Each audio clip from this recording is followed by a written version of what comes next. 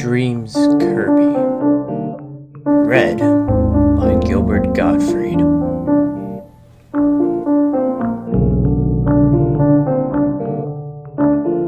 Knock, knock, knock. What's this? It's late, but someone has come to pay Kirby a visit.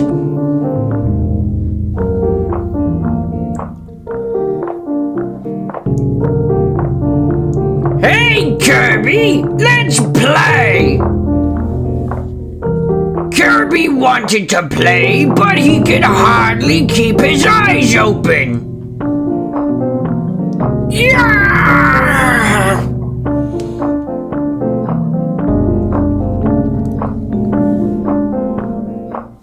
Knock, knock, knock! Kirby has another visitor! Hey, Kirby! I made some yummy pancakes! Munch, munch, munch! Mmm! Kirby never left his warm bed, but he felt like his tummy was full of good food. Knock, knock, knock! Hey, Kirby! Let's go and sail the Sea of Stars! Kirby wanted to go, but he was already sailing the Sea of Dreams in his cozy bed.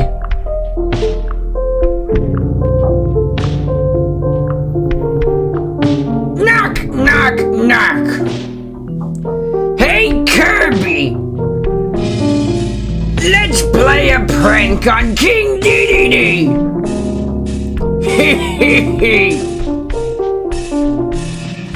Kirby giggled in his sleep while imagining the silly look on King Dedede's face.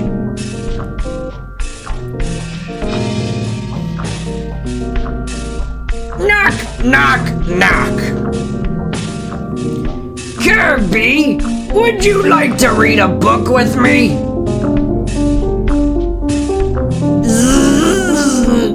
Or I guess sleeping noises. Hey, Kirby!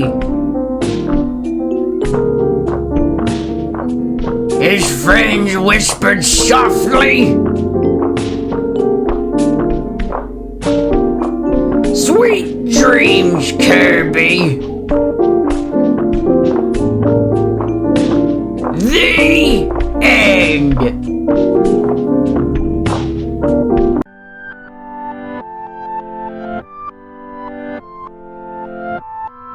Hello everyone, my name's Stonesy Boy and welcome back to Stonesy Reads. Today is quite simple.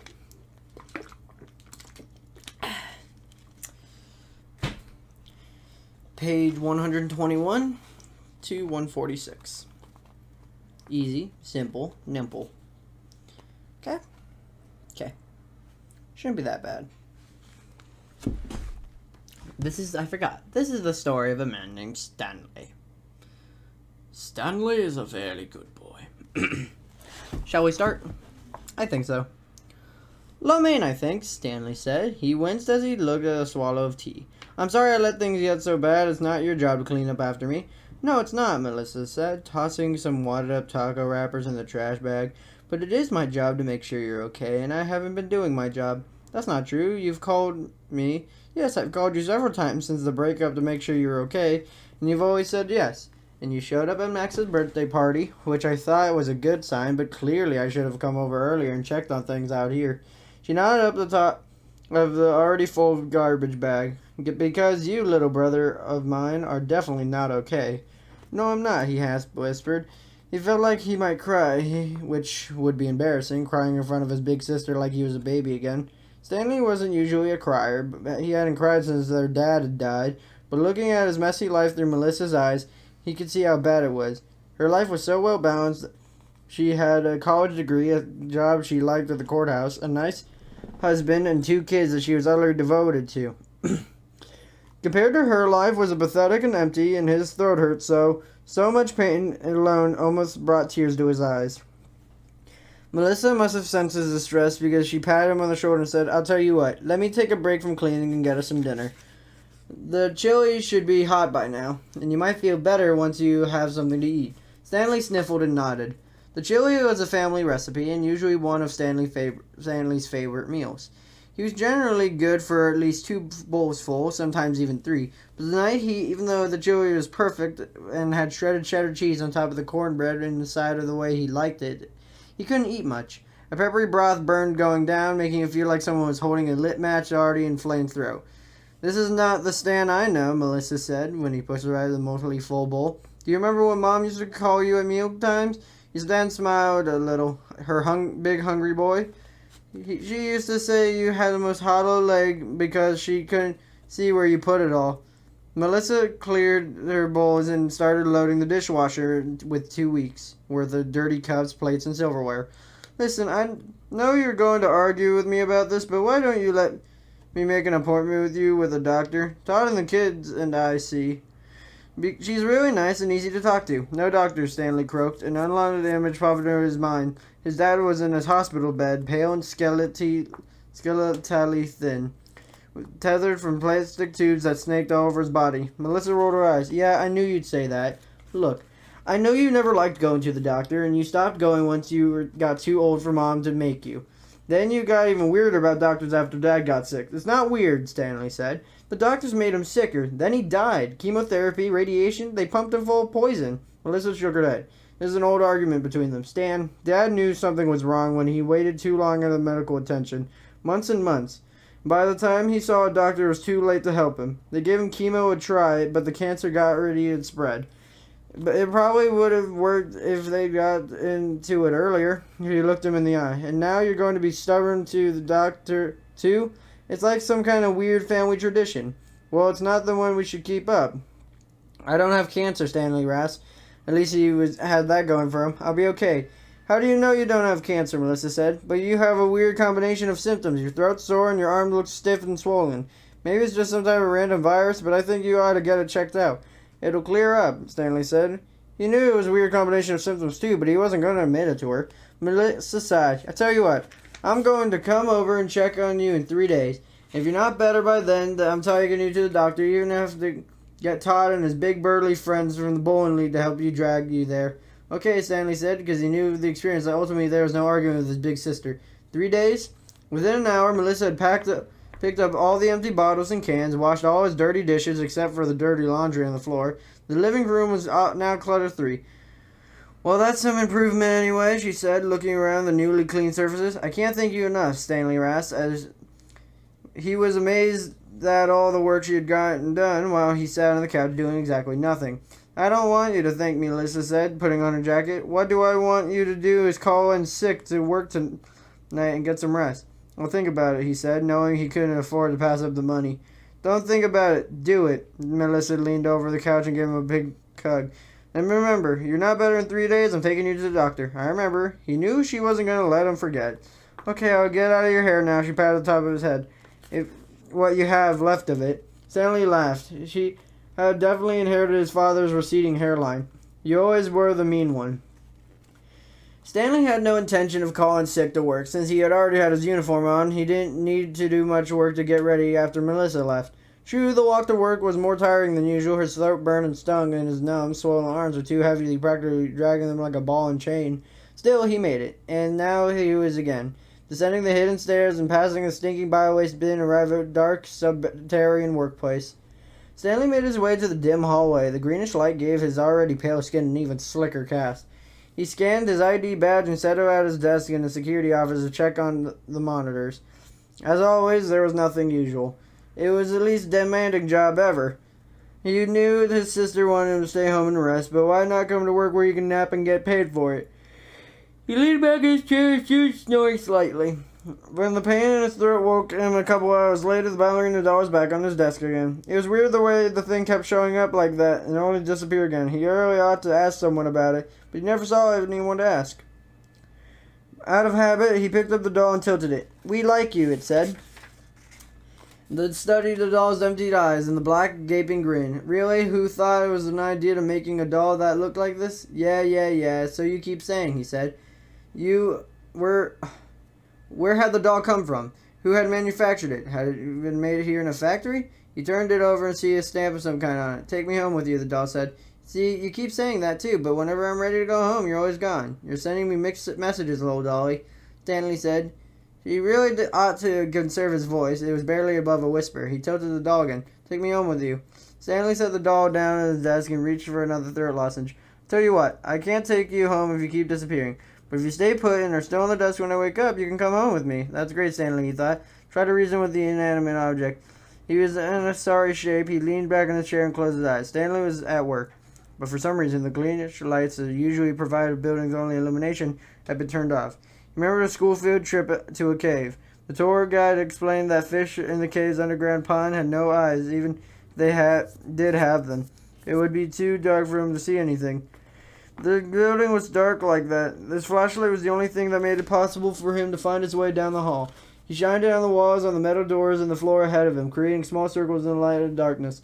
Was the whole building without electricity, he wondered? This might not be because he could still hear the rumble and clang of machinery behind the locked metal doors. He had a strong feeling that something was not right. He needed to get to the office to see if the security monitors were working or if they were down due to power outage. If they were, he guessed that he would have to walk around in the dark, check each exit was secure. Shine a flashlight ahead and lit up to the sign saying security office on its door.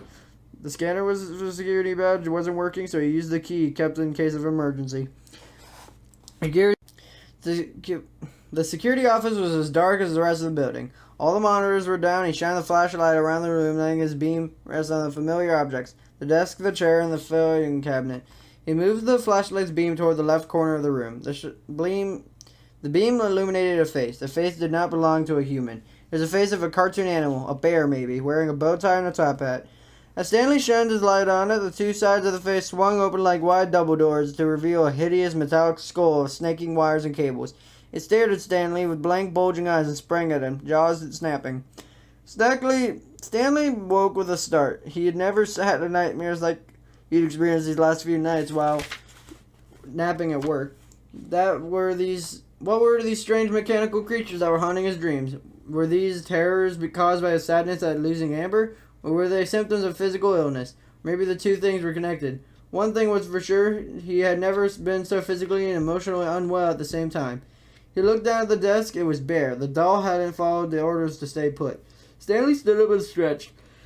He shook his head, doing ice cream with his confused brain. Of course, the doll hadn't followed his orders to stay put, he thought, because it's a doll. He couldn't understand what he was saying, no matter how many times it was otherwise. The doll didn't really want to go home with him. It didn't want anything because it wasn't alive. And the words it seemed to say were just set pre-recorded noises. None of this explained, though, how the doll showed up on his desk and then disappeared. It wouldn't move on its own, so who was putting it there and taking it away? Was somebody playing some kind of prank? But who would play a prank on Stanley? To his knowledge, no one else who worked here had ever seen him. After his shift, Stanley skipped the city diner. He would have kind of liked to see Katie, but his throat hurt too much to eat anything. The thought of food nauseated him. He caught a glimpse of the reflection in the store window. Gray, sweaty, stubbly face and swollen, limp arms. But no doubt about it, if he were holding only a cracker, he would look exactly like death. He thought of Katie recommending the nurse at the walk-in clinic. Maybe should stop there. Nurses weren't the same as doctors, he remembered. The school nurse, when he was a kid, was being very kind. He had to do something. He couldn't go on the feeling this bad. The nurse was indeed nice, a blonde, maternal woman who was around his actual mom's age. As soon as she saw him, she said, "Wow, you feel terrible, don't you?" "Isn't that obvious?" Stanley said. His voice was weak and husky. Nurse nodded. "Sore throat?" "Yes, ma'am, a bad one." He didn't tell her about his numb arm. He was too afraid that she might say what he didn't want to end up in the hospital. When his dad had gone to the hospital, he didn't want to get out alive. "Well, let's have a good look at you and see if we can get you to feeling better."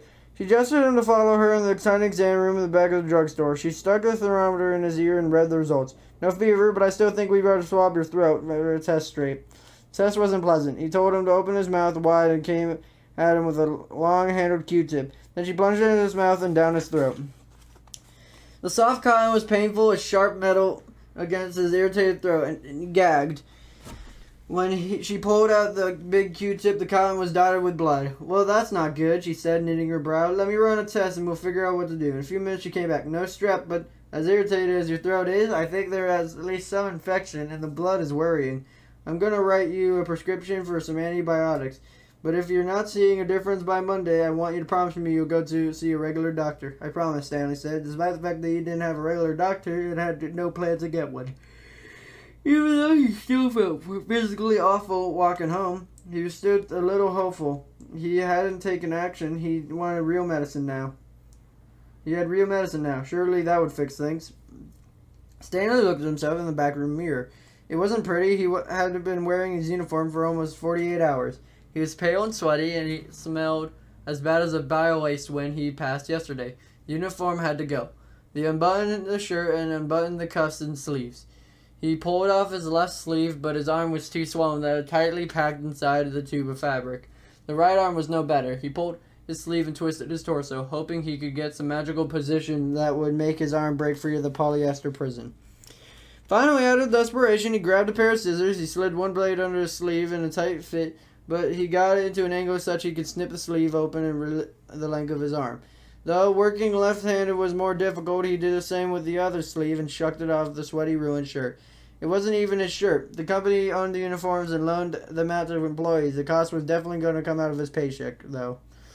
He was unsteady on his feet in the shower and leaned against the wall to keep him from slipping and falling. He let hot water pound his back in hopes that it would relieve some tension. He felt nothing, neither the heat nor the water.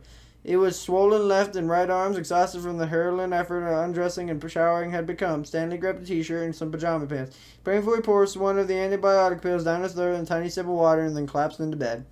When he woke up and tried to stand, he immediately fell to the floor. His right leg was bearing weight like a leg was supposed. When he woke up and tried to stand, he immediately fell to the floor. His right leg wasn't bearing the weight like the leg was supposed to. As soon as he attempted standing, it crumpled beneath him, as if he had no muscles or bones sitting on the floor. Stanley touched his right thigh and felt nothing. He slapped it and punched his hard with his fist. Still nothing. The right arm and hand he had used to punching were numb too. What was happening to him?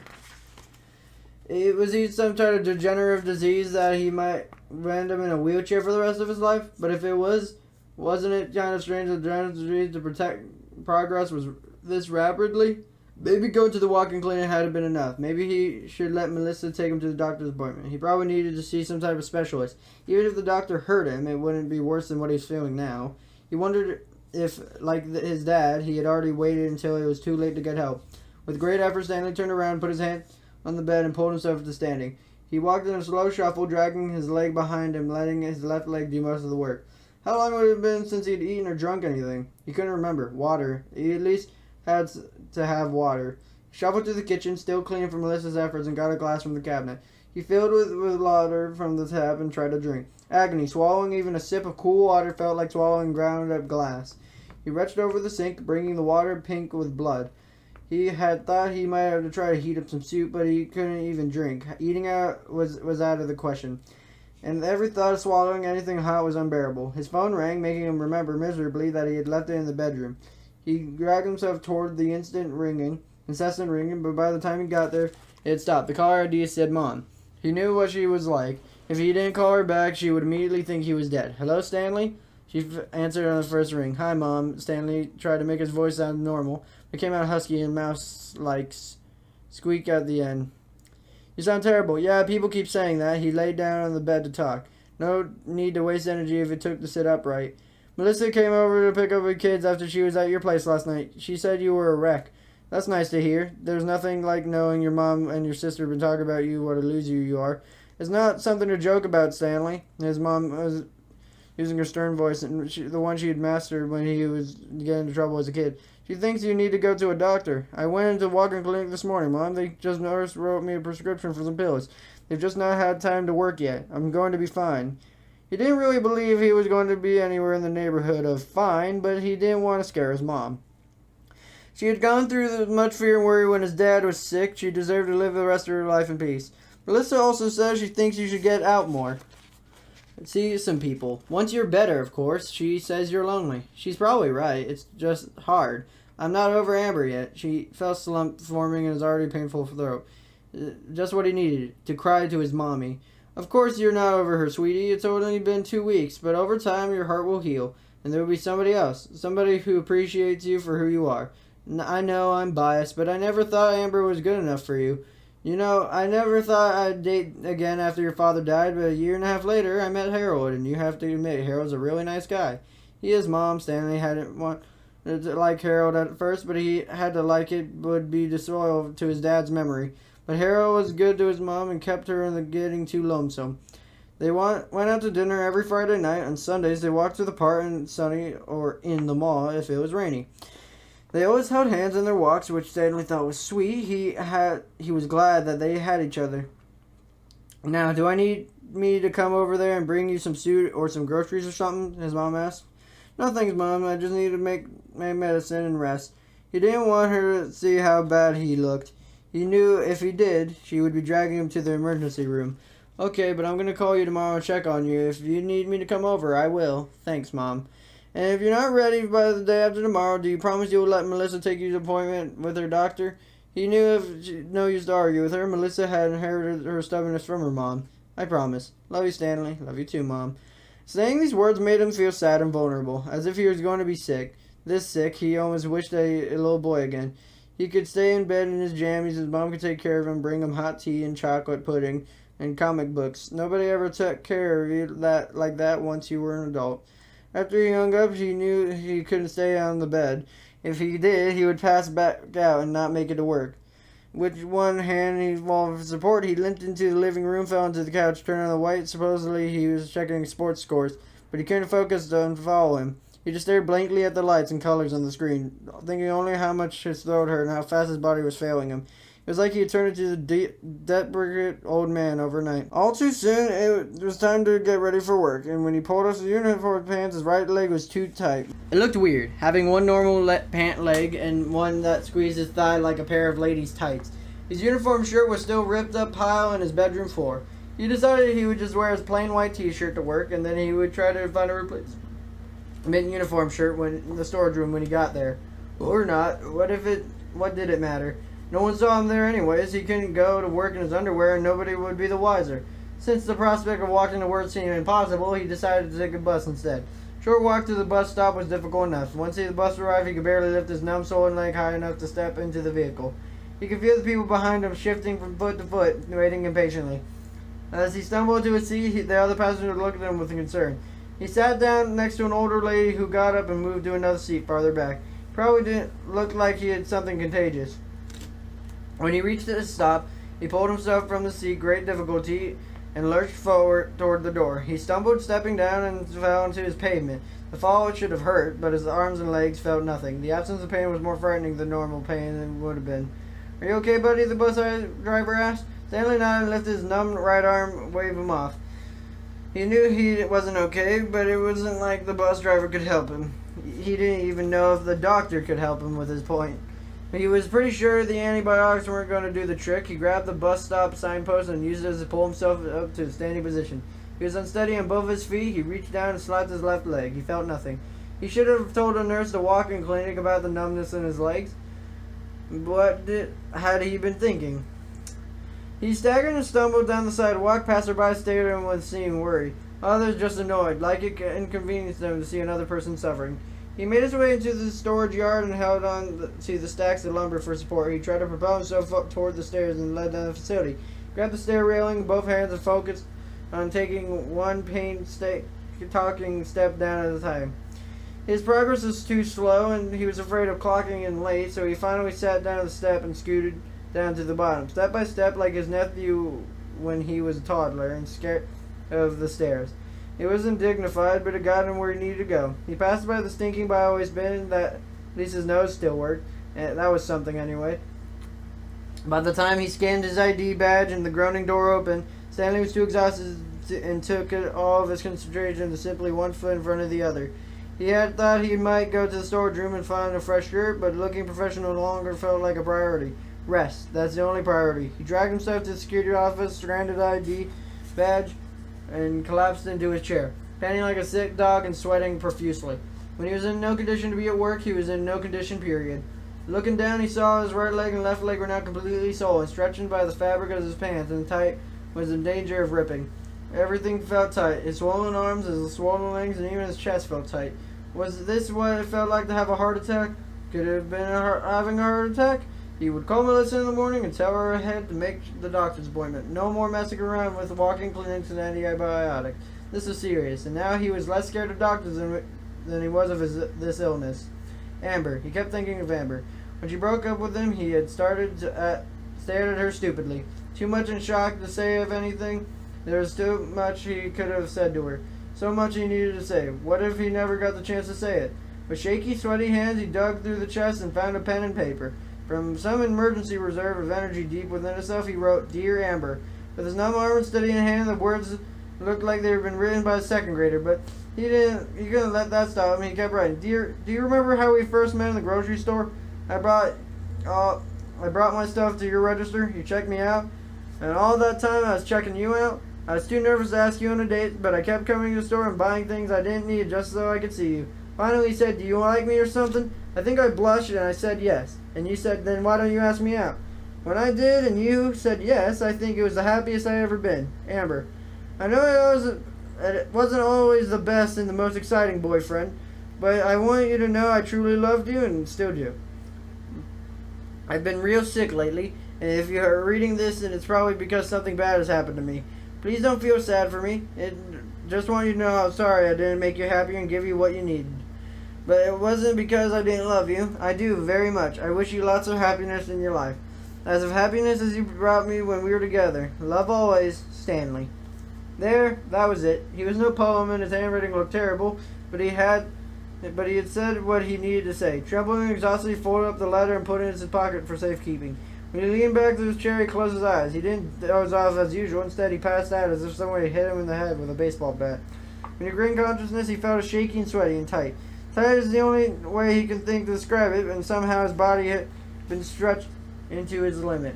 His pants wore the stretched smug across its legs, and now its t-shirt, roomy when he had put it on just a few hours ago, clung into every bulge in the contour. But it wasn't just the clothing that was tight, his skin felt tight, too, as if it might burst open and peel off of an overripe fruit. The ballerina doll was on his desk. He was in no mood to play. He didn't pick it up. He didn't want to touch it. "I like being close to you," it said. "Sure you do," he mumbled when he thought, wait. Put his face to his hands, trying to make some sense of a confused mind. "Doesn't the doll only talk to you when tilted over?" "Before I only talked to it when I tilted over. Maybe I didn't hear it right. Maybe I'm so sick I'm hallucinating. Take me home with you," it said. Stanley knew he heard it that time, but he didn't answer. One of the many recent problems is his tendency to talk to inanimate objects. Melissa was right. He needed to get out more, and his solitude wasn't good for him. He was already worried about his physical health. He didn't want to worry about his mental health, too. But what was the dog talking if no one was activating it? Maybe it was broken? Maybe there's some problem with the mechanism that caused the voice activation to shut off. Whatever it used to cause was, Stanley didn't like it. "We like you," it said, and Stanley little giggle that he found charming. Like, with a shaking hand, Stanley picked up the doll to inspect it. Maybe there's a switch he hadn't noticed before he controlled the voice mechanism. Maybe he could turn the thing off. The doll was missing an arm. Strange. It hadn't been attacked the night before. "What happened to your arm?" Stanley asked. "Take me home with you." The one-armed doll said. "No," he said without going to talk to the doll anymore. Why was he doing that? For some reason, the doll didn't seem so cute anymore. He couldn't say why, but he thought having it in his apartment was terrifying.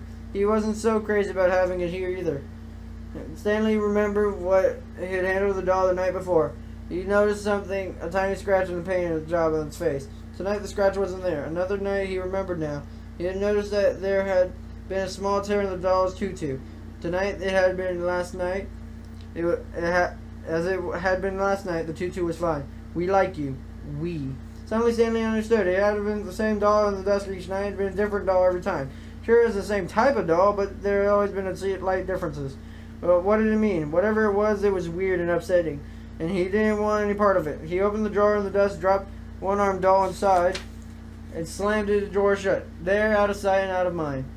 After he saw the doctor and got whatever these health issues were straightened out, Stanley decided he was going to go back for a new job, like Melissa was always encouraging him to do so. She said they're always looking for good security guards over the courthouse where she worked. That way he could work on daytime and actually see people and talk to them. Maybe he and Melissa could take their lunch breaks together sometimes if he worked days. His schedule wouldn't be the opposite of all his buddies anymore, and maybe he could start hanging out with the guys again. He could invite them over to his apartment, which he would keep scrupulously clean. They could order pizza and watch football together. Who knows? He might even start dating again. He would start by asking Katie out, even if she turned him down. Asking her would be good practice, a step in the right direction. As soon as he got his health back, the job at the courthouse would be a solution to all his problems. It would be a sunny, sociable workplace, not like this one, all dark and creepy and lonely. Stanley thought about the future and felt a small sense of hope. He told himself that he wasn't going to fall asleep again. He was going to do his job. Screens were called monitors because they were supposed to monitor them. But his body, for whatever bizarre medical reason, was stretched beyond his limits, and exhaustion overtook him. His head lolled back in the slump chair and his eyes shut. He descended into blackness. He was in a dentist's chair. A dentist assistant was a robot outfitted as a ballerina. Unlike the little dolls on her face was painted to look feminine and pretty, long eyelashes, pink lips, and pink circles on her cheeks. The blue metal hair was sculpted into a ballet bun. He hovered over him, looking like several wide belts. "We have to strap you in," she said, her voice feminine and sultry. "The doctor doesn't like squirming." She bounced Stanley to the chair and leather strapped his shoulders and his arms and his legs. He wanted to move. He wanted to fight being restrained, but he couldn't. He body to act. He was paralyzed. Dentist entering wearing safety goggles and surgical masks. Stanley was leaned back, his mouth open, his hands in white knuckle grip in the chair's armrest. The dentist was silent and rough and was trying to stretch Stanley's mouth to open wider and wider. "No," Stanley was saying in his head. "Stop. It won't open that wide. It can't." Stanley reached up and tore off his goggles and the mask. The face Stanley saw was clown right mask and black eye holes and a black gaping grin. Yellow glowing irises shined through the black eye sockets. The face.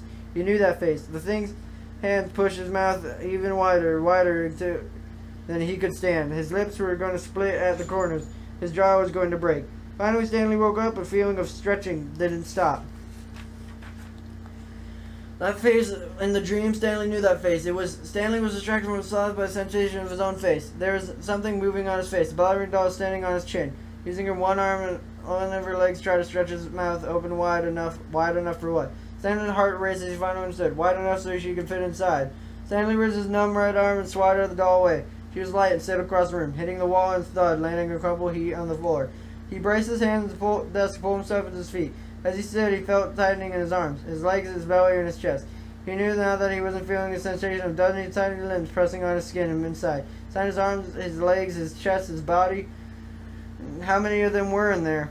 The sore throat that started the night before the first doll appeared. No wonder it hurt too much to eat or drink or anything. Night after night, the dolls had been climbing into his mouth and down his throat as he slept, making their way through the narrow passageway of his body like explorers in a dark, damp cave. The realization nauseated him. He felt a sudden urge to vomit, but there was nothing in his stomach to bring it up. Nothing but acid and fear.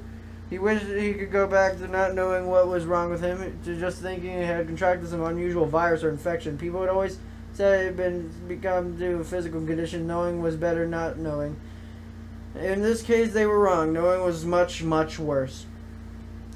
Stanley staggered off his office down the hall. Everything in his head screamed for him to run. But as he was too weak to run, the walls of the facility seemed to be closing in around him. Like he had never liked this place, but now he would get out of here for good, he told himself. And he would even do it if he had to crawl. The pressure inside him was building. He felt the dolls were angry, like there were many tiny fists punching him and their tiny mini feet were kicking him. But he saw the exit signs glow up ahead. Green means go, he told himself. And he couldn't just get out. If he could be where he was moonlight and fresh air to breathe, he could figure out what to do. He leaned against the wall and hobbled next to the exit sign. Outside, he tried to take a deep breath of fresh air, but instead sucked in the stench from biowaste bin. He was so worn out and ill that he wanted to slide down on the pavement, but he had to figure out a way to make it up the stairs. Up the stairs into the cab, straight into the emergency room, where they tell him what. His dozens of little dolls living inside me. They crawl down my throat when I sleep. There was no doubt that the word of the possible a statement like that would land him in. But maybe it would convince the doctor to take an x-ray. They could see that the dolls were real. Voices, Stanley thought, were interrupted by tiny little muffled gurgly voices. They were muffled because they were coming from inside him. From his left arm, "I like being close to you." From his right leg, "We like you." From his belly, "You're so warm and squishy." Stanley stumbled backwards, almost falling. Standing is more and more difficult. The pressure was building inside him, becoming unbearable. He felt like he might explode. Could that happen? Could the person actually explode? The tiny one-armed doll was standing framed in the facility's doorway, posed like she was about to appear array. The yellow irises of her canvas black eyes focused on Stanley like lasers. Her smile was wide. She tilted her head in a way that under circumstances might have been cute. Isn't there room for just one more? She chirped. All Stanley's drink was gone. She fell to his knees and one-armed dog leapt toward him with the grace of a ballerina. Stanley couldn't help it. He opened his mouth to scream.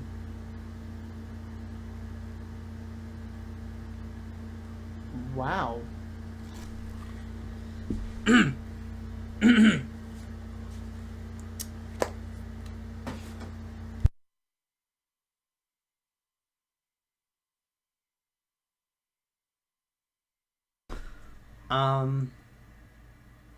Well, just like before, that ending was quite interesting. I also thought of something while that was happening. So if you can excuse me real quick while I grab this, that'd be magical.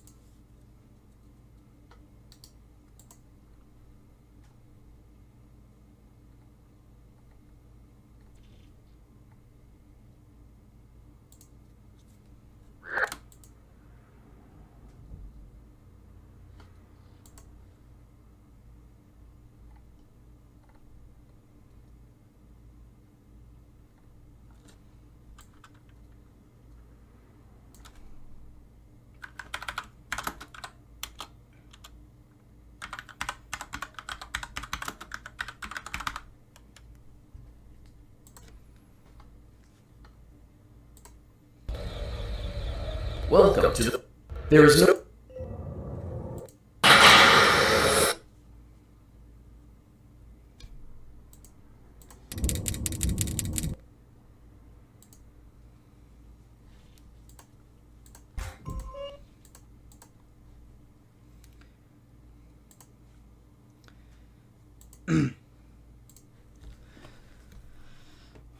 I would like to show, first of all, this clip.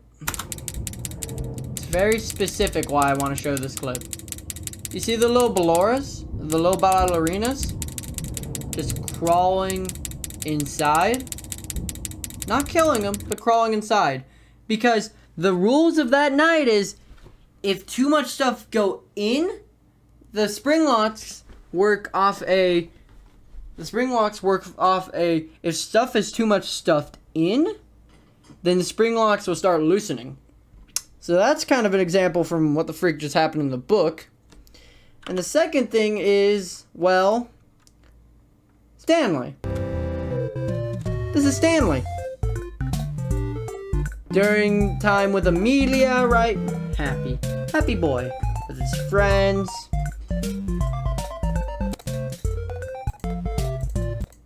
Right? I'd say around this time is where kind of he was at a couple minutes ago in the book. And then he said in his words, I was very gray, and if I held the cracker, I'd be considered the devil, or something like that. Where everyone would look at him with concern. This is him now. And I think that's him because of the Loras. I mean, look, he doesn't even have a shirt on and he can barely wear his pants, as it says in the book. Crazy assumption, huh? But yeah. Also, though, his description.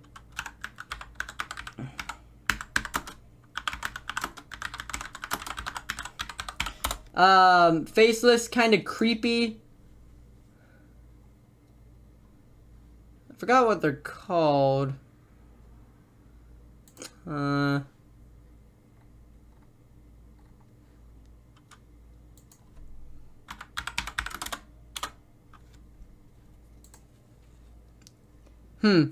Does that look... See, even yellow eyes.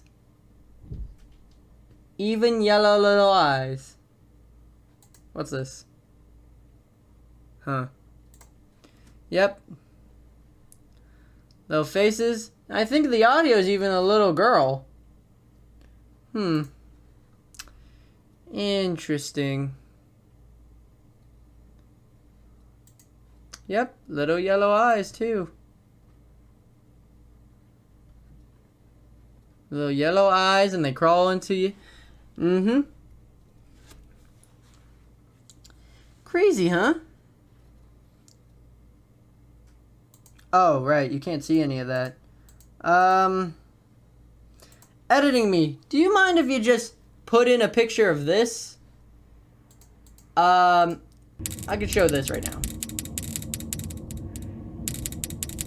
See how they just climb inside?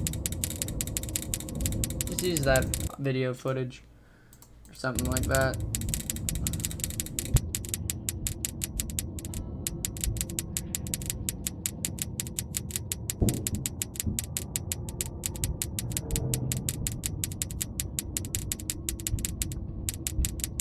Okay. And this is what I was trying to show you. This is what I'm trying to show you. So like, this is him happy. He's with Amelia or whatever. It's about the second night, right? Looks the same, but a little bit weirder.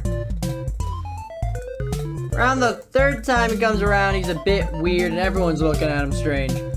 Like even the diner girl, Katie, was like, "What the freak, man?"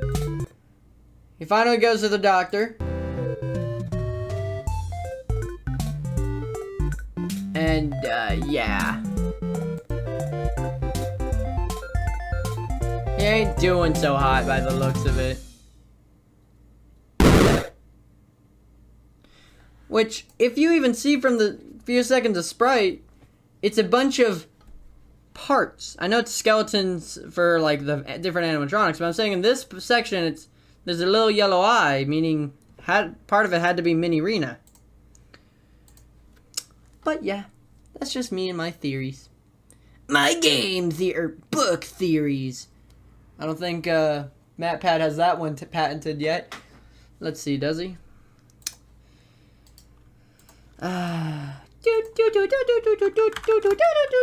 If he does, then I will do an acapella of the game theory intro. Game theory. Where's your different channels, you piece of garbage? Film theory, the food theorist. Darko, did you know gaming? Gage and Goomba. Death Battle, the completionist. GTA Life. Nope. He doesn't have book theory done yet. It looks like that's what his next thing's gonna be.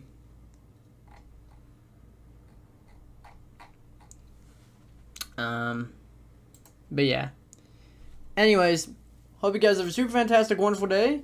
Next time we will be reading pages 147 to 160. And yeah, we'll actually get a few things in. Tomorrow's going to be a sort of short episode day after tomorrow, or whatever day this is posted, will be shorter, but it'll still be reading. Anyways, I hope you guys have a super fantastic, wonderful day, and I'll see you guys next time.